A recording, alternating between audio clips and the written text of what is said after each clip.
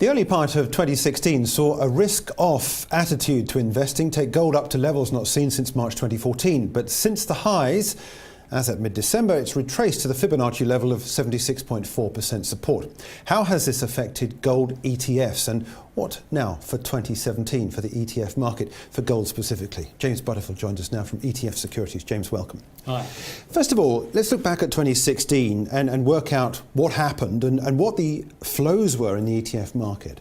So at the early part of 2016, people realised that, or there was a belief that the world could fall into recession. Then it led investors to think, okay, the Fed's not going to hike rates this year, or at least in the first half. That weakened the dollar, and the dollar and gold have a very inverse relationship to each other, and therefore the dollar fell and gold rallied. And we saw very strong inflows. Up until June, we saw inflows of around $3 billion. Then when Brexit occurred, we saw an additional billion. So at one point in the year, we were up in gold $4.1 billion in ETF Securities gold ETF. But since then, clearly things have weakened. We've seen the Donald Trump victory, a real surprise to us. We believed that it would be quite positive for gold, but ultimately it was quite negative. People put much greater weighting on the growth, on the positive growth prospects through Trump cutting taxes, etc. And that led to people believing that the Fed would be much more hawkish and push up interest rates.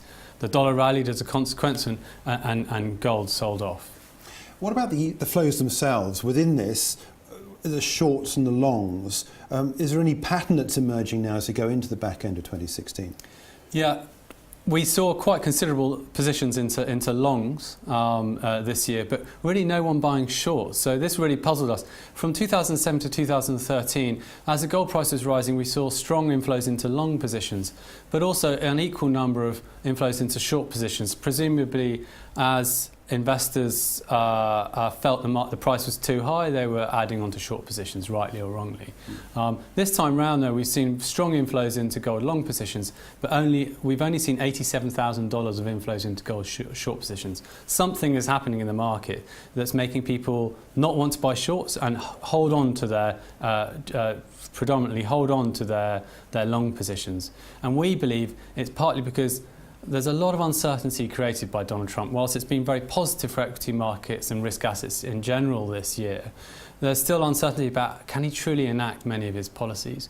And don't forget, in Europe, 70% by GDP, if you include Italy, have elections next year. So that's the Netherlands, France, Germany, Czech Republic, and possibly Italy, and maybe even the UK. So there's a lot of political instability. And don't forget, in these countries, the populists are either leading in the polls or gaining rapidly, such as in Germany. It's that kind of political instability, coupled with the uncertainty from Trump, is the likely reason why investors aren't shorting gold. Yeah. Okay. Let's take a look at the price of gold, because I think this is well illustrated if we took a 2-year chart here. I mean, I was talking here about this Fibonacci retracement, which we've got from the swing low that we had at the back end of last year. If you draw out from there, you can see that we are now at this 76.4% support as we mid-December.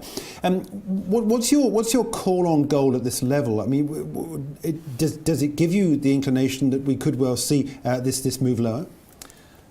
To me, it's possible. We don't tend to look so much at technicals. We tend to look at maybe what's happened in history. So this time last year, after the rate hike, actually sentiment, CFTC futures positioning, really deteriorated. If you apply the same theory to today, which was actually very similar in many ways, we could see sentiment to continue to deteriorate. It does suggest that actually gold would like to trough out around 1070. That would be the ultimate. We're not saying it'll get there. That would be the ultimate buying opportunity, I think, if it hits that sort of levels.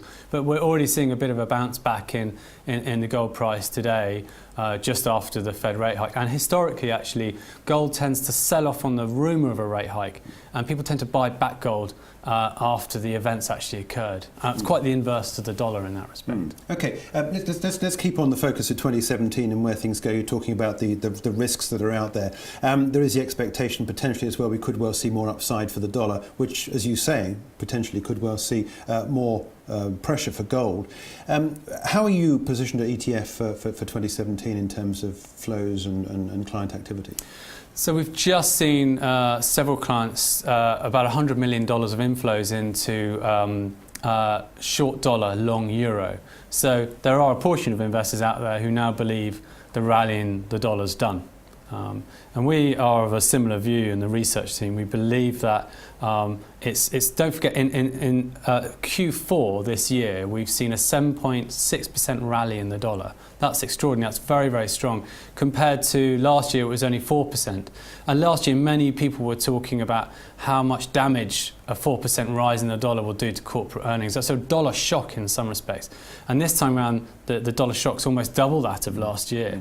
So early next year, we'll probably start to see in earnings season when companies start publishing their results in February, that the dollar is a big problem. So that's one thing we should be looking out for, is that dollar weakness. And anything else in terms of things you're looking for which could stir activity? Yeah, think about Trump. Can he truly enact some of his policies?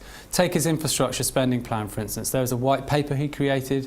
It suggests he should, he's highlighted that he wants to increase spending on infrastructure by $160 billion and then leverage that up 5 times.